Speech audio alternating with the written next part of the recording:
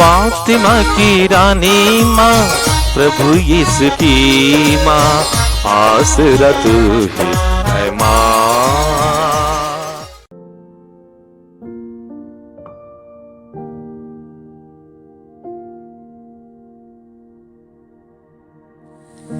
पहला पाठ नबी इसायास का ग्रंथ, अध्याय 35, पद संख्याएं 4 से 7 तक।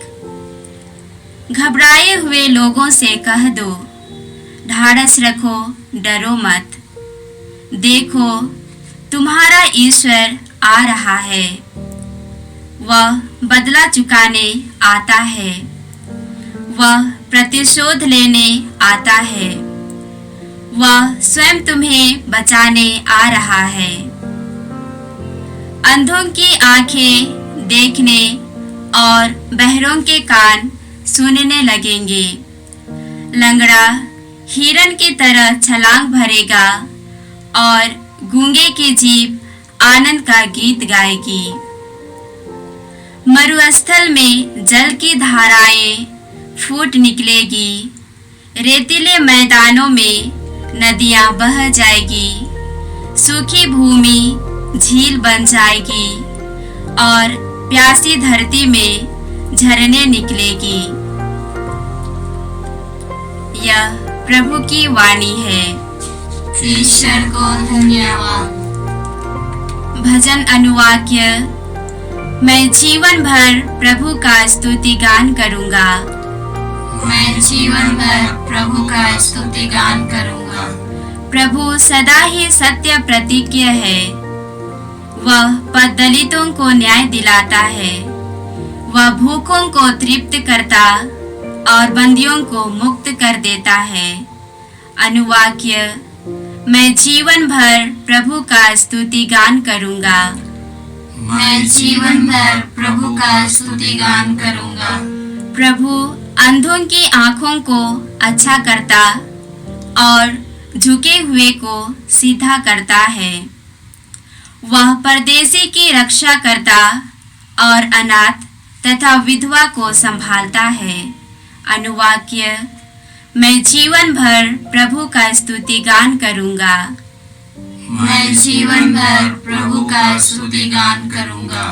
प्रभु धर्मियों को प्यार करता और विधर्मियों के मार्ग में बाधा डालता है। प्रभु सियोन का ईश्वर युगानुयुग राज्य करता रहेगा। अनुवाक्य। मैं जीवन भर प्रभु का स्तुति गान करूंगा। मैं जीवन भर प्रभु का स्तुति गान करूंगा। संत याकूब के पत्र से आज का दूसरा पाठ, अध्याय 2, पद संख्याएं 1 से 5 तक। भाइयों, आप लोग हमारे महिमान्वित प्रभु यीशु मसीह में विश्वास करते हैं, इसलिए भेदभाव और चापलूसी से दूर रहिए। मान लीजिए कि आप लोगों की सभा में सोने की अंगूठी और कीमती वस्त्र पहने कोई व्यक्ति प्रवेश करे और साथ ही फटे पुराने कपड़े पहने कोई कंगाल।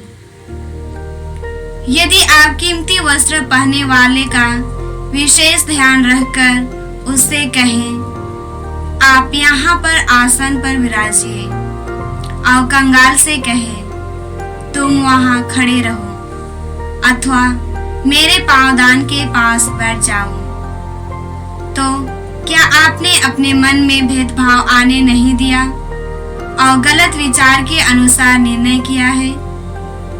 प्यारे भाइयों, सुन लीजिए, क्या ईश्वर ने उन लोगों को नहीं चुना जो संसार की दृष्टि में दरिद्र हैं, ताकि वे विश्वास के धनी हो जाएं और उस राज्य के उत्तराधिकारी बने जिसे उसने अपने भक्तों को प्रदान करने की प्रतिज्ञा की है। यह प्रभु की वाणी है। ईश्वर को धन्यवाद। जय घोष। alleluia, alleluia। हे प्रभु, हमें सुबुद्धि प्रदान कर, जिससे हम तेरे पुत्र की शिक्षा ग्रहण करें। हालेलुया। प्रभु आप लोगों के साथ हो और आपकी आत्मा के साथ। संत मार्कुस के अनुसार पवित्र सुसमाचार। हे प्रभु तेरी महिमा हो। अध्याय 7 पद संज्ञाएं 31 से 37 तक। यीशु तीरुस प्रांत से चले गए। वह सीदोन होकर और देकापोलिस का प्रांत पार कर गलीलिया के समुद्र के पास पहुंचे। लोग एक बहरे गूंगे को उनके पास ले आए और उन्होंने यह प्रार्थना की कि आप उस पर हाथ रख दीजिए। यीशु ने उसे भीड़ से अलग एकांत में ले जाकर उसके कानों में अपनी उंगलियां डाल दी और उसके जीभ पर अपना थूक लगाया। फिर आकाश की ओर आंखें उठाकर उन्होंने आह भरी और उससे कहा, यफ्फेता अर्थात खुल जा। उसी क्षण उसके कान खुल गए और उसकी जीभ का बंधन छूट गया, जिससे वह अच्छी तरह बोलने लगा। यीशु ने लोगों को आदेश दिया कि वे यह बात किसी से नहीं कहे, परंतु वह जितना ही मना करते थे लोग उतना ही इसका प्रचार करते थे। लोगों के आश्चर्य की सीमा न थी। वे कहते रहते थे, वह जो कुछ करते हैं अच्छा ही करते हैं। वह बहरों को कान और गूंगों को वाणी देते हैं। यह प्रभु का सुसमाचार है। हे क्रिस्त तेरी स्तुति हो। क्रिस्त में प्यारे भाई बहनों, आज का पहला पाठ हम लोगों ने यशायाह नबी के ग्रंथ से सुना।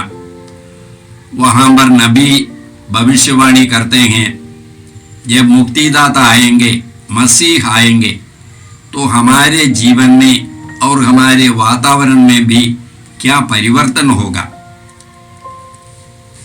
नबी कहते हैं, उस समय अंधे देखने लगेंगे, बहिरे सुनने लगेंगे, लंगड़े चलने लगेंगे। उस समय मरुस्थल में नदियां बह निकलेगी, रेतीले मैदानों में जल की धाराएं फूट निकलेगी।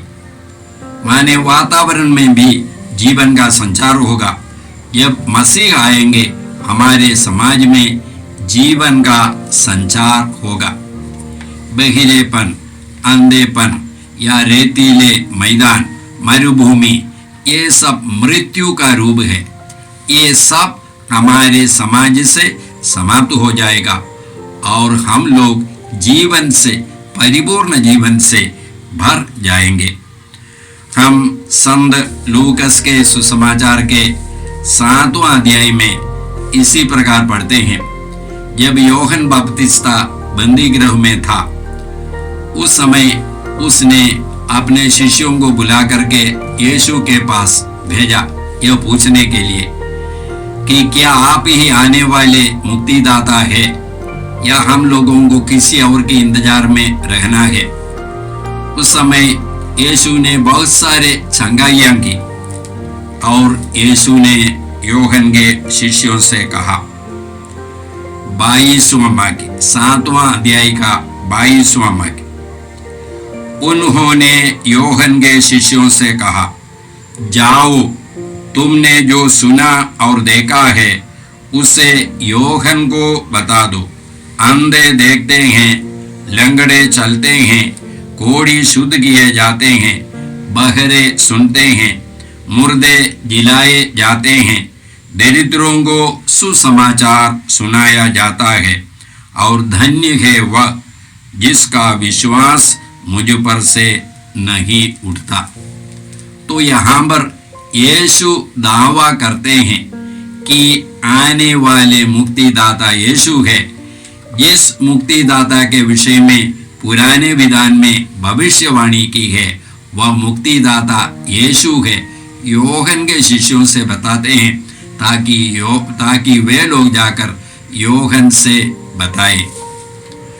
आज के सुसमाचार में हम लोगों ने यीशु को एक बाहरे गूंगे को चंगा करते देखा। एक बाहरे गूंगे को यीशु के पास लोग ले आए और यीशु ने उसे भीड़ से अलग ले जाकर के उसके कानों में उंगली डाली और उसके जीभ पर थूक लगाए और उसके बाद आकाश की ओर ईश्वर की तरफ देखते हुए उसने कहा, एफेता, खुल जा। तुरंत वह गूंगा बोलना शुरू किया और उसको सुनने की कृपा मिली और सब लोग आश्चर्यचकित हो गए और वे लोग बोलना शुरू किया। वे जो कुछ करते हैं अच्छा ही करते हैं। वे बहिरों को कान और गूंगों को वाणी देते हैं। तो यीशु इस चमत्कार के द्वारा हम लोगों से भी बोलते हैं कि वे मुक्तिदाता है, वे ईश्वर के तरफ से आए हैं। वे इस पुराने व्यवस्थान में जिस मुक्तिदाता के बारे में भविष्यवाणी की है वही व्यक्ति यीशु है। आज के सुसमाचार में हम लोगों ने यीशु को एक गूंगे बहरे को चंगा करते देखा। शायद हम लोग बता सकते हैं हम लोग गूंगे बहरे या अंधे नहीं हैं। शारीरिक रीति से शायद हम लोग नहीं होंगे, आध्यात्मिक रीति से हम लोग हो सकते हैं। आज के दूसरे पाठ में संत याकूब ने वही कहा, यदि आपके घर में दो प्रकार के लोग आते हैं, एक धनी है और दूसरा गरीब है, और दोनों के तरफ आप पक्षपात रीति से व्यवहार करते हैं, तो आप अंधे हैं बोलते हैं। तो उनके जीवन में ईश्वर के प्रतिरूप को आपने नहीं देखा या हम लोगों ने नहीं देखा। बहुत हमारे जीवन में ये सब होता रहता है। संत मदर तेरेसा ने हर गरीब के चेहरे में यीशु को देखा। ये एक नई दृष्टि है, ये ईश्वर हम लोगों को देते हैं। हम संत लूकस के सुसमाचार के 4 अध्याय में पढ़ते हैं। यीशु नासरत के सभागृह में गए। वहाँ पर यीशु को यशायाह नबी का ग्रंथ दिया गया और यीशु ने उस ग्रंथ से इस भाग को लेकर के पढ़ा। प्रभु का आत्मा मुझ पर छाया रहता है, क्योंकि उसने मेरा अभिषेक किया है। उसने मुझे भेजा है जिससे मैं दरिद्रों को सुसमाचार सुनाऊं, बंदियों को मुक्ति का, अंधों को दृष्टिदान का संदेश दूं, दलितों को स्वतंत्र करूं और प्रभु के अनुग्रह का वर्ष घोषित करूं।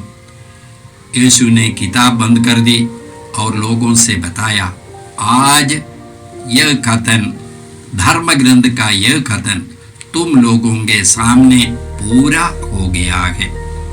तो यीशु है मुक्तिदाता, जो हमारे अंधेपन को दूर करेंगे, जो हमारे बंधनों को दूर करेंगे, दासता को दूर करेंगे। ये दूर करने वाले मुक्तिदाता जिसके विषय में पुराने विधान में हम लोग भविष्यवाणी के रूप में देखते हैं, ये भविष्यवाणी यीशु में पूरा हो गया है। कब हमारे अंधेपन दूर हो जाएगा? जब हमको भी पवित्र आत्मा मिलेगा, तब हमारे अंधेपन, हमारे बहिरेपन ये सब दूर हो जाएगा। हम लोग बहिरे हैं यदि हम लोग ईश्वर के वचन को ईश्वर का वचन समझ करके नहीं सुनते हैं और नहीं ग्रहण करते हैं।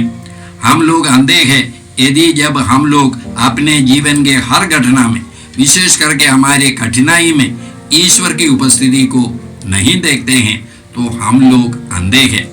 ये अंधेपन सब यीशु या ईश्वर का आत्मा हमारे जीवन से दूर कर सकते हैं और दूर किया है। हम लोग संत योहन के सुसमाचार के 16वें अध्याय में पढ़ते हैं, जब वह सत्य का आत्मा आएगा तो वह तुम्हें पूर्ण सत्य तक ले जाएगा। इस सत्य का आत्मा, पवित्र आत्मा, हम लोगों को पूर्ण सत्य तक ले जाएंगे, हमारे बारे में बताएंगे, हम लोग कौन है, हम लोग क्या बन सकते हैं, ये सब ये पवित्र आत्मा हमको सिखाएंगे। हमारे जीवन के हर अवस्था के बारे में, उसकी सच्चाई के बारे में पवित्र आत्मा हम लोगों को बताएंगे। यीशु बोलते हैं जब वह सहायक आएगा, जब वह आएगा तो पाप, धार्मिकता और दंडाज्ञा के विषय में संसार का भ्रम प्रमाणित कर देगा। पाप के विषय में, क्योंकि वे मुझ में विश्वास नहीं करते। हम लोग संत योहन के ही सुसमाचार के 8वां अध्याय के 24वां वाक्य में इसी प्रकार पढ़ते हैं। यीशु बोलते हैं, इसलिए मैंने तुमसे कहा कि तुम पाप की स्थिति में मर जाओगे। यदि तुम विश्वास नहीं करते कि मैं वही हूँ, यदि तुम विश्वास नहीं करते कि मैं वही हूँ, तो तुम पाप की स्थिति में मर जाओगे। यदि हम यीशु को ईश्वर के पुत्र के रूप में स्वीकार नहीं करते हैं, विश्वास नहीं करते हैं, हम पाप के स्थिति में मर जाएंगे। वो क्या है? यीशु ने हमारे पापों के लिए प्रायश्चित किया है, हमको पाप मुक्त किया है। ये सारी बातें जब पवित्र आत्मा हमारे अंदर आएंगे, हम लोगों को सिखाएंगे। और दंडाज्ञा के विषय में, क्योंकि इस संसार का नायक दोषी ठहराया जा चुका है। हम इब्रानियों के नाम पत्र में पढ़ते हैं, 2 अध्याय का 14वां वाक्य, मसीह यीशु हमारे समान एक मनुष्य बने, जिससे वह अपनी मृत्यु द्वारा मृत्यु पर अधिकार रखने वाले शैतान को परास्त करे और दासता में जीवन बिताने वाले लोगों को मृत्यु के भय से मुक्त कर दे। तो यीशु ने हमको मृत्यु पर विजय दिया है और मृत्यु के द्वारा शैतान हम लोगों पर शासन करते हैं। पाप और मृत्यु के द्वारा शैतान हम लोगों पर शासन करते हैं। जब ये पाप को और मृत्यु को हमारे जीवन से यीशु ने दूर कर दिया, हटाया, तो शैतान को हमारे ऊपर कोई अधिकार नहीं है। और पवित्र आत्मा दे करके यीशु ने हमें ईश्वर की संतान, ईश्वर के परिवार के सदस्य बनाए हैं। यीशु में हम सब नई सृष्टि है। हम कुरिन्थियों के नाम पत्र में पढ़ते हैं, जो यीशु से संयुक्त है वे नई सृष्टि बन गए, पुरानी बातें समाप्त हो गई, सब कुछ नया हो गया। ये सब ईश्वर ने किया है। तो भाई और बहनों, हम प्रभु को धन्यवाद देते हैं यीशु के लिए। यीशु पुराने विधान की भविष्यवाणियों की पूर्ति है। यीशु है वह मुक्तिदाता। उस पर विश्वास करने की कृपा ईश्वर ने हमें दी है। हे परमपिता ईश्वर, हम अपने विश्वास के लिए तुझे धन्यवाद देते हैं। हम प्रार्थना करते हैं दुनिया भर के सभी लोगों को यह विश्वास मिले।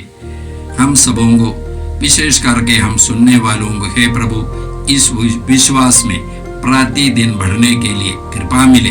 ये प्रार्थना हम करते हैं प्रभु क्रिस्त के द्वारा, आमीन। जय यीशु क्रिस्त में प्रिय भाई और बहनों, प्रभु यीशु ने हमें आदेश दिया है संसार के कोने कोने में जाकर सारी सृष्टि को सुसमाचार सुनाओ। सुसमाचार सुनने के लिए और सुनाने के लिए एक अच्छा मौका है। आप कृपया इस चैनल का सब्सक्राइब करें, लाइक करें, शेयर करें, बेल आइकन दबाएं, ताकि यहाँ की नई वीडियोस की सूचना आपको मिलती रहेगी। साथ साथ आप दूसरों को भी प्रेरणा दें इसका सब्सक्राइब करने के लिए। याद रखें, कल के मिसा के दैनिक पाठ और उस पर टिप्पणियाँ आज ही दोपहर के बाद हम लोग अपलोड करते हैं। कृपया आज ही उसको सुनकर कल की तैयारी करें। प्रभु यीशु आपको और आपके परिवार को 100 गुनी आशीष देंगे। जय यीशु।